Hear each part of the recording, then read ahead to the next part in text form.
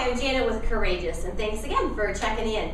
Hey, I'm going to give you 5 things that you can do to improve your fitness, and it doesn't take very long. It's almost too simple that you think it's not going to work, but it actually does. So the very first thing I want to let you know is, number 1, is line up your body. And what I mean by that is get the feet and your legs right underneath the center of your hips. So not in the middle of your body, but in the center and right underneath you. And just feel how that is the way it should be. Arms and shoulders too, align it up so one shoulder's not higher than the other.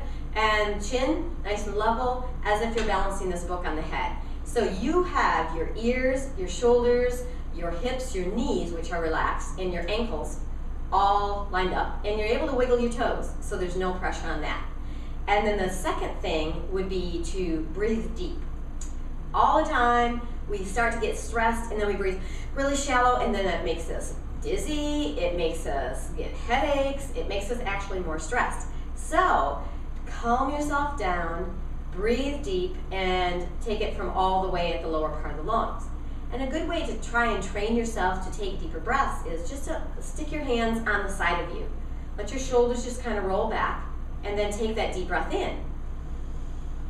And as you take that deep breath in, you feel movement underneath your hands, and just let the shoulders stay down. So it's not like this, it's like just keeping the shoulders down and breathing deep. And you'll notice as you do that, it calms you, and you get the oxygen into your bloodstream and into your muscles.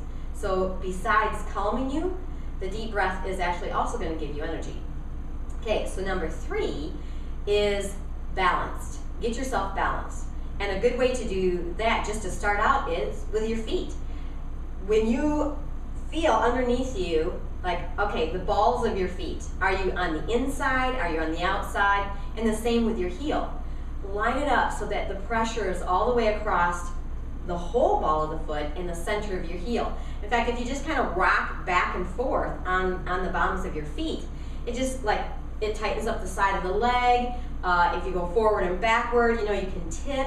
So find that center where you are right in the middle, and that's where you get lined up. So when you are standing in a line for the grocery store or wherever, that you're not leaning like this, you're actually lined up, and your body supports you better that way, and you don't tense up. So just training your body, line it up, take those deep breaths in, and get balanced. Okay, so number 4 would be awareness of your muscles. Like, where are they? And you might be saying, well, yeah, I've lost them. I don't think I have any. Well, we all have muscles. It's just maybe we haven't used them for a while. So that's okay. You're going to find them again, and once you find them, then you can make them work. So, like, for instance, on the side of your legs, we often don't move our leg to the side, but there are muscles right there that go all the way down to the outside of your knees. So if you're having hip problems or knee problems, it might be because these muscles on the outside of your legs and the inner thigh, so the opposing muscle groups, aren't balanced. So if you would stand against a wall and just lift the leg to the side, keeping the rest of you still, make those muscles. It's not a swing, it's not a wing, like winging your leg out there. It's actually, okay, stick your hand there, try to push your hand away and get the muscles working there. So it's about finding the muscles. And then the last one would be controlling them. And by controlling, I mean, you don't have to lift a ton of weights to get stronger. You can use your own body weight, and you can use your brain to make you actually think you're working a lot harder or lifting something a lot more. So get your brain working with the muscles to get yourself so much stronger, so much faster. And so, okay, for example, say you're going to lift some weights to strengthen your arms. You want better shoulders, better arms. Or you just want to get your arms moving. So what you can do, if you don't have weights, you can grab soup can, bottle of water, but you don't even have to have that. You can use your own brain to make your muscles work harder. So, in fact, if you just stick your elbows kind of in towards you, we're gonna work on the biceps, the front of the arms, and just put your hands out there imagine that you have however many pounds you want to have on those hands. So let's go with 20 each, 20 pounds each. So you can't just lift like this. You're not using your wrist. You're gonna pull that up, but it's like, okay, I gotta really squeeze it and then bring it down, and you're not gonna just let it drop down, because if you had weights in your hands, ouch, on the floor. So you're gonna keep it, you're gonna squeeze it, and then you're not gonna let it go down slow. You are gonna let it go down slowly. So you resist both ways and squeeze it. And your muscles are gonna get tired, which means they're gonna build.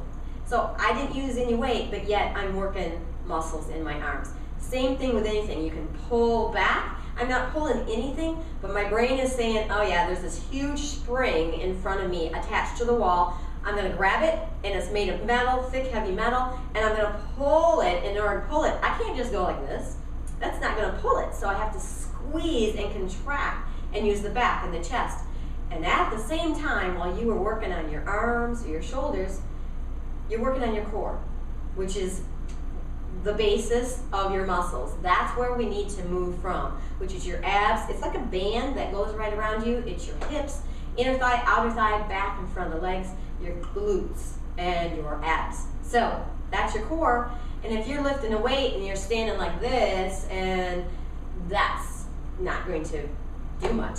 So first of all, zipping up the abs, and it's not on the outside, it's actually like deep inside you. And you zip up, pull the belly button into the spine. So right there, you have just worked your ab muscles. So you can be sitting in a chair and pulling your gut in and lengthening your body, and you're working your muscles. So there's so many simple things to do, and you're going to work yourself, you're gonna get your posture better, and you'll be burning calories because you're building muscle. So, and working the mind also, all at the same time. So there's 5 tips right there, and I hope you enjoy that. Thanks a lot for tuning in.